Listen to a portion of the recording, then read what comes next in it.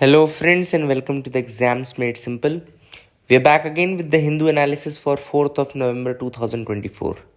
4 नवंबर का news analysis देखेंगे। जो भी इंपॉर्टेंट आर्टिकल्स हैं वो सारे आपको मिल जाएंगे। इसके बाद आपको कुछ भी पढ़ने की आवश्यकता नहीं पड़ेगी। That is my promise. तो स्टार्ट करेंगे सबसे पहले तो फ्रंट पेज की न्यूज़ के साथ, जिसमें सबसे पहली न्यूज़ है वो है आदित्य L1 मिशन के रिगार्डिंग। देखो लिखा है first science results from Aditya L1 is out. अब ये आदित्य L1 मिशन क्या है, ये आपको पता है कि इंडिया का पहला साइंटिफिक मिशन है which is dedicated to study the sun को स्टडी करने के लिए फर्स्ट साइंटिफिक मिशन है। और ये ऑब्जर्वेटरी क्लास सोलार मिशन है, ठीक है ना, ऑब्जर्वेटरी क्लास सोलार मिशन है। याद रखिएगा इसरो ने इसको लॉन्च किया था सितंबर 2023 में। सितंबर 2023 में ये लॉन्च हुआ था। और इसका जो मेन एम है वो मैं आपको बता दूँ, सन की स्टडी करना है, स्पेशली उसके 3 रीजन्स की। एक तो सोलार एटमॉस्फेयर में जो कोरोनल मास इजेक्शन होता है, कोरोनल मास इजेक्शन, ठीक है ना, उसकी स्टडी करनी है। देन सोलर कोरोना की डायनामिक्स एंड मैग्नेटिक फील्ड को स्टडी करना है। सोलार विंड को स्टडी करना है, ऑब्जर्व करना है, उनके इम्पैक्ट को मेजर करना है कि स्पेस वेदर में क्या इम्पैक्ट पड़ता है, ठीक है ना, and to have a better understanding of the sun basically. And sun के जो अलग अलग लेयर्स होते हैं, जैसे कि फोटोस्फेयर हो गया, क्रोमोस्फेयर हो गया, और आउटर मोस्ट जो लेयर कोरोना हो गई। सन की जो आउटर मोस्ट लेयर होती है कोरोना कहलाती है। तो इन सबको स्टडी करना भी इसका एम है। आई होप यू गॉट क्लैरिटी। अब इसमें एक इंपॉर्टेंट टर्म है L1, आदित्य L1 हम इसको बोलते हैं। तो L1 क्या होता है? तो एक्चुअली 5 लैग्रेंज पॉइंट होते हैं, 5 लैग्रेंज पॉइंट्स आर देयर, जिसमें से 3 अनस्टेबल होते हैं, 2 स्टेबल होते हैं। L4 and L5 are stable points, L1 L2 L3 are unstable points. यहाँ पे जो यूज़ हुआ है वो है लैग्रेंज L1 पॉइंट का यूज़ किया गया है, क्योंकि अर्थ और सन के बीच में है, ठीक है ना। L1 पॉइंट कहाँ पे है? अर्थ और सन के बीच में आता है, ठीक है ना। अब देखो क्या होता है कि लैग्रेंज पॉइंट होते क्या है, तो ये ऐसे पॉइंट होते हैं जहाँ पे ग्रेविटेशनल फोर्स जो एक्ट हो रहा है 2 बॉडीज़ का, वो एक दूसरे को बैलेंस करता है ना। तो यहाँ पे अगर कोई आप ऑब्जेक्ट रखोगे तो बहुत ही ज़्यादा एक मतलब इक्विलिब्रियम में रखा जाएगा और वो मतलब मूव नहीं करेगा। तो basically in order to provide stability, in order to provide uniform balance of gravitational force, ये लैग्रेंज पॉइंट्स का यूज़ किया जाता है। अभी जो यूज़ किया जा रहा है वो L1 है। L1 is directly between earth and sun and it is very ideal for solar observation, इसीलिए L1 का ही यूज़ किया गया है, ठीक है ना। तो ये आपको याद रखना है। आई hope you got clarity regarding that. अच्छा, अगर डीप स्पेस ऑब्जर्वेशन करना होता तो L2 का यूज़ करते, L2 का यूज़ हम तब करते, ठीक है ना। एंड L4 एंड L5 जो है वो स्टेबल पॉइंट है, तो ये भी आपको याद रखना है। तो I hope you got clarity regarding Aditya L1 mission. Lagrange point क्या होते हैं, स्टेबल वाले लैग्रेंज पॉइंट कौन से हैं, अनस्टेबल लैग्रेंज पॉइंट कौन से हैं। हमने L1 का ही यूज़ क्यों किया है, क्योंकि ये बिल्कुल it is between earth and the sun. Second जो न्यूज़ है वो है mixed bag for supreme court collegium as many judicial appointments are delayed. तो अब हम यहाँ पे कोलिजियम के बारे में थोड़ा सा देखेंगे। यहाँ इस आर्टिकल में को 2 पॉइंट बताए गए हैं कि एक तो कोलिजियम ने नाम तो सजेस्ट किए, बट चूंकि बाद में जो अप्रूवल आता है वहाँ प्रेसिडेंट के थ्रू वो काफ़ी लेट आता है। तो हालांकि उस नाम उसमें चेंज नहीं कर सकते, लेकिन वो अप्रूवल में ही टाइम लगा देती है गवर्नमेंट।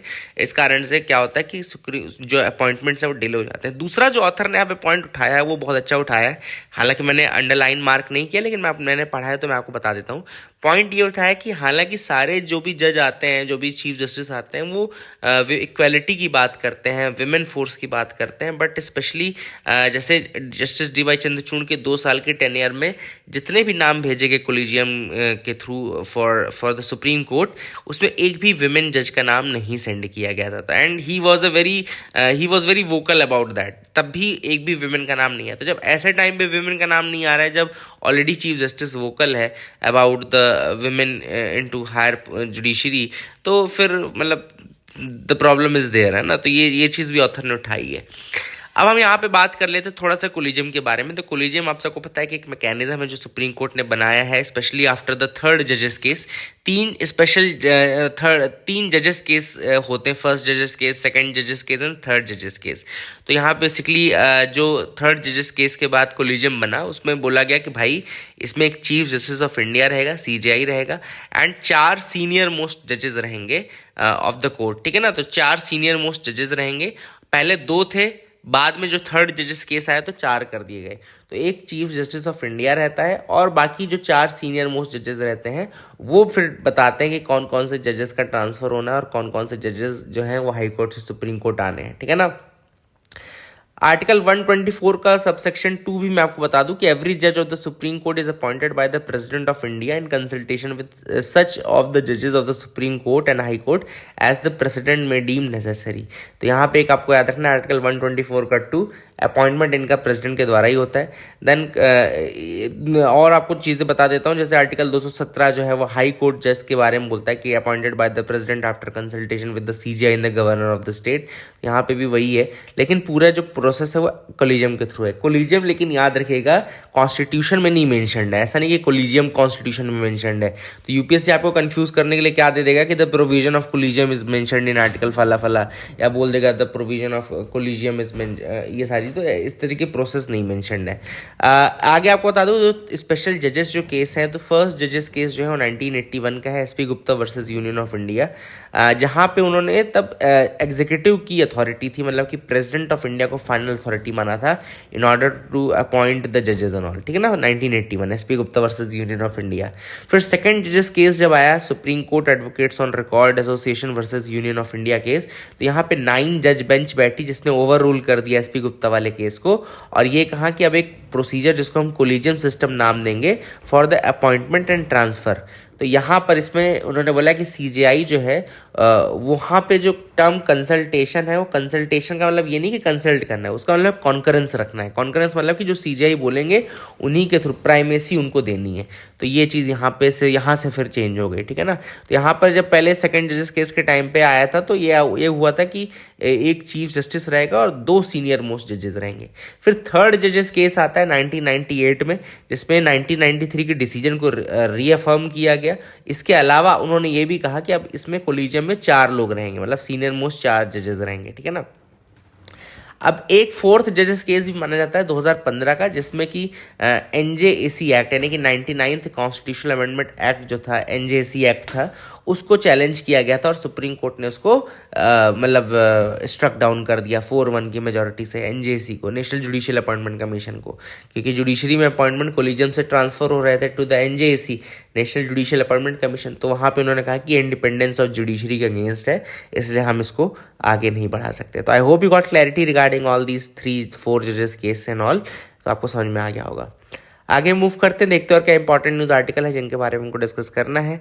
आप भी देख सकते हैं ईडी फाइल्स चार्जशीट इन डिजिटल अरेस्ट केसेस। अब ये क्या होता है डिजिटल अरेस्ट, थोड़ा सा मैं आपको बता देता हूँ, आप लोग भी इसका शिकार ना हो, ताकि वैसे आपको पता ही होगा मे बी, बट जिसको नहीं पता उसके लिए बता दूं। क्या होता है आजकल एक स्कैम चल रहा है जिसमें कि पहले आपको एक मैसेज आएगा या फ़ोन कॉल आएगा कि भैया आपका आधार कार्ड मिसयूज़ हुआ है, या फिर बोलेंगे आपका नंबर मिसयूज़ हुआ है, या बोलेंगे कि आपने चाइल्ड पोर्नोग्राफी देखी है अपने मोबाइल में, या फिर आपको मैसेज आएगा कि आपका एक कंसाइनमेंट पकड़ा गया है जिसमें ड्रग्स थे एंड ऑल। इस तरीके से अलग अलग चीज़ें बोली जाएंगी। फिर उसके बाद एक आपको वीडियो कॉल आएगा जिसमें एक सामने आपको एक व्यक्ति दिखेगा जो कि फर्जी यूनिफॉर्म पहने या फर्जी सेटअप में बैठा हुआ डीप फेक का यूज़ करता हुआ आपके सामने एक पुलिस ऑफिसर बन के आएगा और फिर आपको बोलेगा कि now you are under digital arrest, आप मूव नहीं कर सकते, अगर आप मूवमेंट करेंगे तो ऐसा हो जाएगा, आपको जेल कर दिया जाएगा। और इसलिए चूँकि फिर फला आपको केसेस बता करके बोलेंगे कि इसमें आपको पेनल्टी लगेगी, इतनी पेनल्टी है अगर आप इससे बचना चाहते हैं, अदरवाइज वारंट आपका इशू हो जाएगा। तो इस तरीके से बहुत लोग पैसे फिर दे भी रहे हैं उसमें, है ना, क्योंकि ऑब्वियस सी बात है पुलिस का डर एक होता है, जेल का डर दूसरी चीज़ होती है, फिर ये सारी चीज़ों से बचने के लिए लोग पैसा दे देते हैं। तो ये जो डिजिटल अरेस्ट है इसको प्राइम मिनिस्टर ने भी एड्रेस किया और इसके बारे में भी रिसेंटली बोला है। तो आई होप आप लोग भी इस तरीके के फ़ोन कॉलों को पहले वेरीफाई कर लीजिएगा, कभी भी ऐसा नहीं कि पैसे दे दीजिए। तो ये एक इम्पॉर्टेंट चीज़ है। Amid plans to upgrade Sukhoi 30 jets. अब यहाँ पे इंडियन एयरफोर्स जो है वो सुखोई 30 MKI को मतलब AI बेस्ड सोल्यूशंस के साथ अपग्रेड करवाना चाहती है। तो पहले तो एक याद रखिएगा, सुखोई 30 MKI जो है ये इंडियन एयरफोर्स यूज़ करती है फाइटर जेट्स के रूप में, याद रखिएगा। एंड इनका जो ओरिजिन है वो रशिया से है, the origin is from Russia, है ना, तो याद रखिएगा रशिया ने इनको बनाया था। And now under the license की मदद से इंडिया में ये मैन्युफैक्चरिंग हो रहे हैं हॉल में, यानी कि हिंदुस्तान एरोनॉटिक्स लिमिटेड इसको मैन्युफैक्चर कर रहा है, but that is under the license from Russia only, ठीक है। इसके अलावा याद रखिएगा इसमें टर्म यूज हुआ है डिफेंस एक्विजिशन काउंसिल, यानी कि डिफेंस रिलेटेड जितने भी खरीद खरीदी है, जितने भी एक्विजिशंस हैं, उनको अप्रूवल मिलता है डिफेंस एक्विजिशन काउंसिल के थ्रू। तो एक इंपॉर्टेंट चीज़ इसमें जो यूपीएससी ने ऑलरेडी पूछी हुई भी है, इसको हेड कौन करता है, तो defence minister is the head of the defence acquisition council. अच्छा, यहीं पे अगर लिखा होता कि कैबिनेट कमेटी ऑन सिक्योरिटी को कौन हेड करता है, तो प्राइम मिनिस्टर फिर हेड करता है। कैबिनेट कमेटी ऑन सिक्योरिटी को कौन हेड करता है, प्राइम मिनिस्टर हेड करता है। तो ये भी कुछ चीज़ें आपको याद रखनी है। अब यहाँ पे जो अपग्रेड है वो एआई का, यानी कि आर्टिफिशियल इंटेलिजेंस सॉल्यूशंस को इंटीग्रेट करवाना है। इसके लिए आईआईटी बॉम्बे से बात भी चल रही है। तो all these things are not important, but ठीक है, पता तो होना ही चाहिए। आगे मूव करते हैं। यहाँ पे ये तो मैंने आपको ऑलरेडी बता दिया। फर्स्ट साइंस रिजल्ट जो है आदित्य तलवन का, मेन आदित्य तलवन ही है। यहाँ पे आपको मैंने जो बोला था कोरोनल मास इजेक्शन, तो देखो यहाँ पे कोरोनल मास इजेक्शन का मतलब होता है कि जो प्लाज्मा होती है बहुत ज़्यादा क्वांटिटी में वो इजेक्ट होती है फ्रॉम द सन, जिसको हम कोरोनल मास इजेक्शन बोलते हैं, ठीक है ना। सोलार फ्लेयर, सोलार विंड के फॉर्म में वहाँ से निकलती है। इसके अलावा एक इंडियन इंस्टीट्यूट ऑफ एस्ट्रोफिजिक्स भी है, कहाँ पर है, बेंगलुरु में। उसने एक मॉड्यूल डेवलप किया था इसका, VELC जिसको बोलते हैं, विजिबल एमिशन लाइन कोरोनाग्राफ, याद रखेगा, विजिबल एमिशन लाइन कोरोनाग्राफ, जो कि आदित्य तलवन में इंक्लूड किया गया है। वो डेवलप किसने किया था, Indian institute of astrophysics Bengaluru. तो ये भी आप याद रखेगा। अगला है first Asian Buddhist summit in new Delhi from tomorrow. तो पहला एशियन बुद्धिस्ट समिट जो है वो नई दिल्ली में स्टार्ट हो रहा है कल से, याद रखेगा। एंड इस समिट की जो थीम है वो है role of Buddha Dhamma in strengthening Asia. तो ये आपको ऑब्वियसली पता है कि एशियन जो कंट्रीज हैं, चाहे वो चाइना हो, चाहे वो जापान हो, चाहे वो वियतनाम हो, चाहे वो आपका म्यांमार हो, चाहे इंडिया हो, बहुत ज़्यादा बुद्धिज़्म जो है स्प्रेड हुआ, चाहे वो श्रीलंका ही क्यों ना हो। तो all these countries are the countries जहाँ पे ये स्प्रेड हुआ है बुद्धिज़्म। बुद्धिज़्म के बारे में 2-3 मैं आपको टर्म्स बता देता हूँ, जैसे जो इंपॉर्टेंट मुझे लगते हैं। जैसे बुद्धा के जो अष्टांगिका मार्ग है वो आप थोड़ा याद रखिएगा, जो 8 फोल्ड पाथ है ना, तो right livelihood, right mindfulness, right conduct, right view, इस तरीके से 8 करके है जिसको बोलते हैं अष्टांगिका मार्ग, ठीक है। तो ये आप याद रख सकते हैं। इसके अलावा जैसे जो उसके 3 ज्वेल्स हैं, चाहे वो आप जैनिज्म में देखें तो वहाँ पे भी 3 ज्वेल्स हैं जैनिज्म के। वो क्या कहें, right knowledge, right faith and right conduct, है ना, जिसको KFC भी बोलता हूँ मैं कई बार। तो आप याद रख सकते हो, वो जैनिज्म के हैं। बुद्धिज्म में है बुद्धा धम्मा एंड संघा, ठीक है ना, बुद्धा धम्मा एंड संघ मतलब कि जो यूनियन है, जो ग्रुप है, जो फिर वो बनाई गई। अच्छा, इसमें याद रखिएगा कि जैसे जो बुद्धिज़्म है उसका डिवीज़न कैसे कैसे हुआ। तो सबसे पहले वाले जो थे, जो कंजर्वेटिव्स माने जाते हैं, उनको बोलते थेरावादिन या थेरावाद, ठीक है, याद रखिएगा। जो कंजर्वेटिव बुद्धिज्म है उसको थेरावाद बोलते हैं, इसको हिनयान भी कई लोग बोलते हैं, या स्थविरवादिन बोलते हैं। एक टर्म और याद रखिएगा, स्थविरा VIRA, स्थविरावादिन, ठीक है ना। तो थेरावादिन, स्थविरावादिन या हिनयान आएगा। तो they are basically those who believe that there is only individual enlightenment, not group enlightenment. Individual enlightenment में ये विश्वास रखते हैं 3 लोग, है ना। इसके बाद जो आया वो आया महायानिज्म, महायान आया। महायान या महासंघिका जो है वो क्या बोलता है कि बेसिकली जो ये इसको न्यूअर फॉर्म बोलते हैं, ये थोड़ा लिबरल भी था, इसमें थोड़ा सांस्कृतिक ट्रेडिशन भी आ गया था, इसमें मूर्ति पूजा भी शुरू हो गई थी। तो ये महायान वाले ये इंडिविजुअल से हट करके ग्रुप एनलाइटनमेंट की बात करते हैं। एंड तीसरा जो फॉर्म है उसको बोलते हैं वज्रयान, जिसमें तैंत्रिक ट्रेडिशन इंक्लूड हो गया था, तो वो था वज्रयान, तैंत्रिक ट्रेडिशन था, ठीक है। तो I hope you got clarity regarding this also. कुछ मैंने आपको बुद्धिज्म के एक्स्ट्रा फैक्ट्स भी बता दिए हैं। I hope you got clarity. आगे मूव करते देखते क्या है। एडिटोरियल पे आते हैं, the BRICS summit boost to India Iran ties. अब यहाँ पे देखो, ब्रिक्स में आप सबको पता है कि ईरान एक नए मेंबर के रूप में आ गया है। चलो एक क्वेश्चन आप लोग करना कि कमेंट सेक्शन में मुझे बताना कि कौन कौन मेंबर है ब्रिक्स के, से प्रेजेंटली कौन कौन है और कौन कौन आ सकते हैं।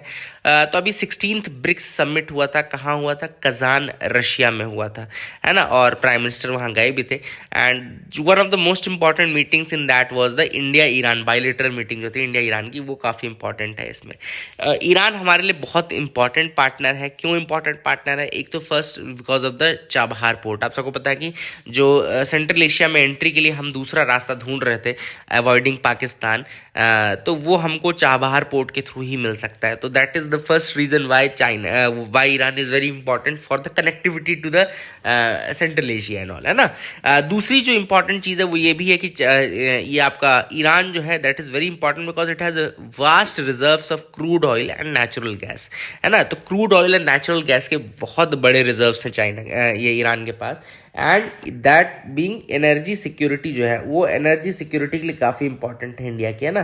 तो एनर्जी सिक्योरिटी के लिए भी जो ईरान है वो काफ़ी इंपॉर्टेंट है, ठीक है। तो एक तो चाबहार फोर्ट कनेक्टिविटी के लिए बता दिया मैंने आपको, इंडिया ईरान, दूसरा मैंने आपको ये बता दिया।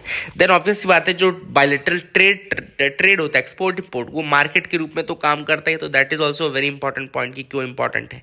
And Chabahar port also provides easy and short access to India's Kandla and Mumbai port. India का जो कांडला और मुंबई पोर्ट है वहाँ पे भी काफ़ी important entry, Kandla port Gujarat and Mumbai port तो ऑब्वियस बात है मुंबई, तो that is also important thing. इसके अलावा कुछ कनेक्टिविटी प्रोजेक्ट्स हैं जैसे कि रेलवे लिंक है 700 किलोमीटर की चाबहार से जहेदान सिटी, उसको भी फास्ट ट्रैक किया जा रहा है। इसके अलावा जहेदान से फिर जरांज अफगानिस्तान में है, वहाँ तक भी फिर रोड कनेक्टिविटी की जा रही है। एनर्जी सप्लाईज जो है वो नई पॉसिबिलिटी हो सकता है for India and Iran ties. इसके अलावा ऑथर ने ये भी बताया कि ईरान, ओमान और इंडिया की एक गैस पाइपलाइन की बात बहुत पहले से चल रही है, 1993 से चल रही है। हालांकि अभी ईरान और ओमान जो है वो डेवलप करेंगे अंडर सी गैस पाइपलाइन। तो ऑथर ने वही कहा कि अगर इस Iran Oman gas pipeline under sea जो गैस पाइपलाइन है उसमें अगर इंडिया भी इंक्लूड हो जाए तो that can enhance a lot, है ना। That can enhance our energy security also, that can enhance our relation also, especially with Oman and Iran. इसके अलावा ऑथर ने कहा कि जो टेरर ग्रुप्स हैं पाकिस्तान से ऑपरेट होते हैं, इंडिया और ईरान अगर चाहें तो जॉइंट काउंटर टेररिज्म एक्सरसाइजेस कर सकते हैं and they can develop intelligence sharing mechanisms as well, ठीक है। इसके अलावा ऑथर ने कहा कि जो पोर्ट्स में लॉजिस्टिक्स का खर्चा आता है उसको कम करने के लिए कुछ स्ट्रेटेजीज अपनाई जा सकती हैं, है ना। All these things are there in this article. I hope you got clarity, समझ में आ गया होगा। आगे देखते हैं what are the major challenges faced by the Indian cities. तो यहाँ पे ऑथर ने बताया कि देखो 31 अक्टूबर जो है वो वर्ल्ड सिटीज डे के रूप में मनाया जाता है, ठीक है ना, वर्ल्ड सिटीज डे। और वर्ल्ड में जो सिटीज की पॉपुलेशन है that has increased a lot, मतलब अर्बनाइजेशन बहुत ज़्यादा हुआ है।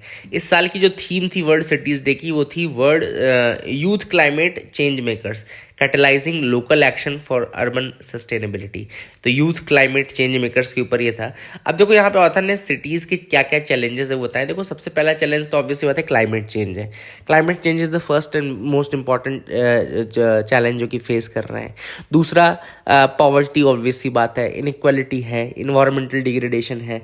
तो climate change, poverty, inequality, environmental degradation, all these are the challenges which are faced by the cities of the world as well as India as.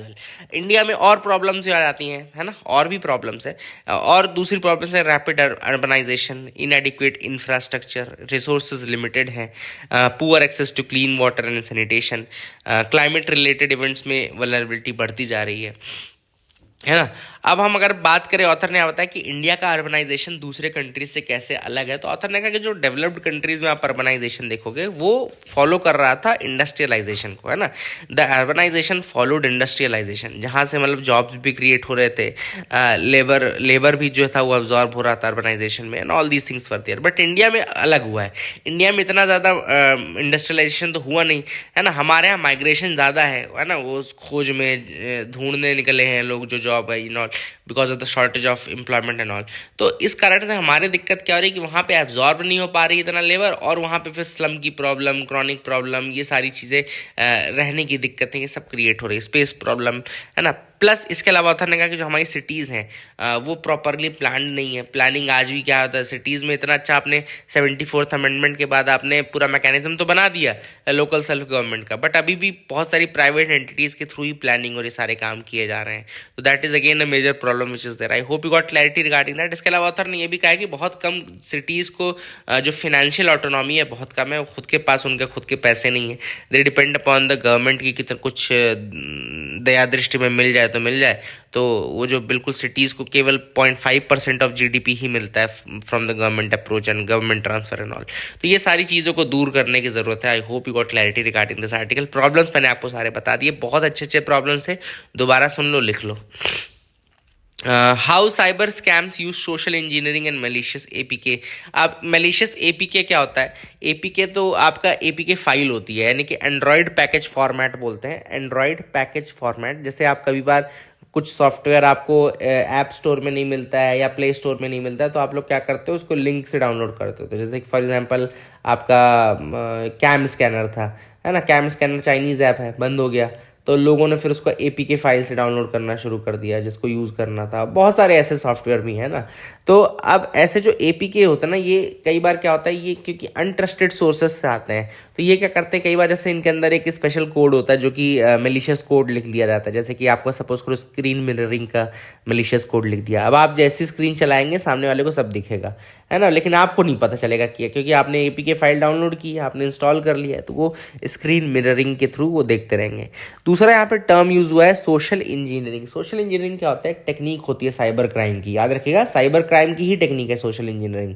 इसमें क्या होता है कि आपको अलग अलग तरीके से, जैसे एक ही चीज़ दिखाई जाती है, एक लिंक्स दिखाई जाएंगी, आपको मतलब कि मैनिपुलेट किया जाएगा in order to open something, in order to click something, in order to purchase something. तो वो अर्जेंसी क्रिएट कर की जाती है बाय इंजीनियरिंग। मतलब आपको इस तरीके से बार बार वही चीज़ें दिखाई जाएंगी ऐसे सटल वे में कि आपको एक सेट ऑफ अर्जेंसी क्रिएट हो जाएगी, और फिर आप उसी में ट्रैप में फंसते जाएंगे। फिर आपका वो यूज़र नेम निकलवा लेंगे, आपका पासवर्ड निकलवा लेंगे। इस तरीके से सोशल इंजीनियरिंग टेक्निक्स होती हैं, they are the cyber crime techniques, है ना। तो ये भी यहाँ पे ऑथर ने बताया। I hope you got clarity regarding that as well. आगे मूव करते हैं, देखते हैं क्या इंपॉर्टेंट न्यूज़ आर्टिकल है जिनके बारे में हमको डिस्कस करना है। Kerala mulls maritime education hub. अब केरला ने कहा है भैया कि केरला का जो मैरीटाइम बोर्ड है उसने कहा है कि we want to develop state of the art maritime education hub. ये कहाँ पे वो खोलना चाहते हैं? निंदाकारा कोल्लम में एक जगह है, एंड वहाँ पे ये चाहते हैं कि पब्लिक प्राइवेट पार्टनरशिप बेसिस पे ये मेरिट जो ये एजुकेशन हब है, मैरीटाइम एजुकेशन हब, वो खोले। इसका मेन एम क्या रहेगा? ऑब्वियसली बात है, मेन एम रहेगा कैरियर डेवलपमेंट अपॉर्चुनिटीज़ प्रोवाइड करना, specially in the maritime industry. उनका ये एक मानना है कि ना तो स्टूडेंट अच्छे हैं, ना ट्रेनिंग फैसिलिटीज़ अच्छी हैं, और ना ही लोगों का इंटरेस्ट आ रहा है। तो ऑब्वियसली बात है, आप कैसे कर पाओगे? आपको जो आपकी शिप मैनेजमेंट इंडस्ट्रीज़ हैं, शिप मैनेजमेंट सेक्टर इतना ज़्यादा जो बढ़ने वाला है फ्यूचर में भी, उसकी कमी आप कैसे पूरी कर पाओगे? तो ये एजुकेशन हब की इसलिए बात की जा रही है ताकि मैरीटाइम टेक्नोलॉजीज़, जो ग्लोबल शिपिंग रेगुलेशन है, वो सब पढ़ाया जा सके, उनकी ट्रेनिंग प्रोवाइड की जा सके, ताकि अच्छे से अच्छे लोग, अच्छे से कैडेट्स इनको मिल सकें, है ना, specially in the shipping industry. तो that is one thing which is there. I hope you got clarity. आगे मूव करते हैं। ब्लू वॉल स्टेट्स में टारगेट कर रहे हैं ट्रम्प और हैरिस। तो ब्लू वॉल स्टेट्स कौन कौन से होते हैं? तो वैसे बहुत सारे होते हैं, बट यहाँ पे हिंदू में 3 मेंशन है, मिशिगन, विस्कॉन्सिन एंड पेनिसिल्वेनिया, ठीक है ना। तो ब्लू जो वॉल स्टेट्स हैं, बेसिकली ये वो स्टेट्स हैं जहाँ पे डेमोक्रेटिक कैंडिडेट्स को एक फेवर मिलता है, ठीक है ना। याद रखिएगा, ब्लू वॉल स्टेट्स उन स्टेट्स को माना जाता है अमेरिका में जहाँ पे डेमोक्रेटिक, जैसे कि डेमोक्रेटिक कौन था? जो बाइडेन डेमोक्रेटिक था, ठीक है ना। और कौन था? बराक ओबामा थे डेमोक्रेटिक। और कौन डेमोक्रेटिक है? कमला हैरिस डेमोक्रेटिक है, ठीक है ना। तो इनको डेमोक्रेटिकली जो उनको मिलता है, फेवर मिलता है जहाँ पे, वो ब्लू वॉल स्टेट्स कहलाते हैं। स्पेशली इसमें आते हैं मिशिगन, पेंसिल्वेनिया, विस्कॉन्सिन। इसके अलावा मिनेसोटा, न्यू जर्सी, ओरेगन और वाशिंगटन को भी ब्लू वॉल स्टेट्स माना जाता है, ठीक है ना। हालांकि 2016 से ज़्यादा न्यूज़ में आए थे। क्यों आए थे? क्योंकि 2016 में ट्रंप ने पहली बार ब्लू वॉल स्टेट्स जो थे वो जीते थे। तो that is a thing. Bread of the dead. अब ये आपको एक आर्ट फॉर्म दिख रहा होगा, ब्रेड ऑफ द डेड। ये पूरा का पूरा जो आर्ट फॉर्म है, ये ब्रेड क्रम्ब से बना हुआ है, तो इसीलिए इसको बोलते हैं ब्रेड ऑफ द डेड। और ये मॉन्यूमेंट, ये आपका जो व्यू है, ये है पैन डी म्यूर्टोस, इसको बोलते हैं ब्रेड ऑफ द डेड। और ये मोज़ैक है, मोर देन 42,000 ब्रेड पीसेस से ये बना है। गिनीज वर्ल्ड रिकॉर्ड भी है। और ये याद रखिएगा, तिहुआना मैक्सिको में ये है, ठीक है ना, तिहुआना मैक्सिको में। तो I hope you got clarity regarding that. अब बांग्लादेश ने कसम खाई है कि वो फासिज्म को कॉन्स्टिट्यूशन से हटा देंगे। अच्छा, फासिज्म और नाजिज्म में एक अंतर होता है। नाजिज्म मतलब कि एक रेस के अगेंस्ट आप यूनाइट करते हो लोगों को। जैसे यहाँ पे आर्यन रेस का कंसेप्ट उठाया था हिटलर ने, और एक जो ज्यूस और दूसरी रेस थी उनके अगेंस्ट भड़का दिया था। तो रेस का कंसेप्ट था Nazism. Fascism is not race. Fascism actually country का जो नेशनलिज्म है उसको बहुत ज़्यादा हाई किया जाता है ना, कि मतलब हमारी कंट्री बस कंट्री है, बाकी सब इधर उधर के लोग हैं। तो इटली में जो मसोलिनी था, ही वॉज अ फासिस्ट, क्योंकि नेशनलिस्ट फीलिंग को बहुत ज़्यादा एक्सट्रीम कर दिया था वहाँ पे। तो ये नाजिज्म और फासिज्म में डिफरेंस होता है। और अभी जो कमीशन बनाई गई है for choking out a new constitution for Bangladesh, उसमें याद रखेगा जो उनके एडवाइज़र हैं वो कौन है, ही इज़ मोहम्मद यूनुस। मोहम्मद यूनुस एक इकोनॉमिस्ट रह चुके हैं, माइक्रो फाइनेंसिंग पायनियर रहे हैं, और इन्होंने ग्रामीण बैंक का कंसेप्ट दिया था, जिसके लिए उनको नोबेल प्राइज़ भी दिया जा चुका है मोहम्मद यूनुस को। तो ये याद रखिएगा। आगे मूव करते, देखते और क्या इंपॉर्टेंट आर्टिकल हैं, अगर हैं तो यहाँ तो कुछ नहीं है। तो that is the thing, India हार चुकी है। तो अब देखते हैं क्या होगा। हालांकि वर्ल्ड टेस्ट चैंपियनशिप पे अब हम सेकंड रैंक पर हैं, पहले नंबर पे अब ऑस्ट्रेलिया आ चुकी है और इंडिया अभी सेकंड में है, क्योंकि इसमें पीसीटी देखा जाता है ना। पीसीटी मतलब कि कितने विनिंग परसेंटेज कितना है आपका, ठीक है ना। तो उसमें हम पीछे आ गए हैं ऑस्ट्रेलिया से। अब सेकेंड रैंक पे हैं, देखते हैं करते हैं कि नहीं करते सर्वाइव। बट बहुत ही बुरा हुआ न्यूजीलैंड के साथ, तो हम वॉश आउट हो गए। So that is it for the day. I hope you liked our video. Please like and subscribe. Thank you and have a nice day.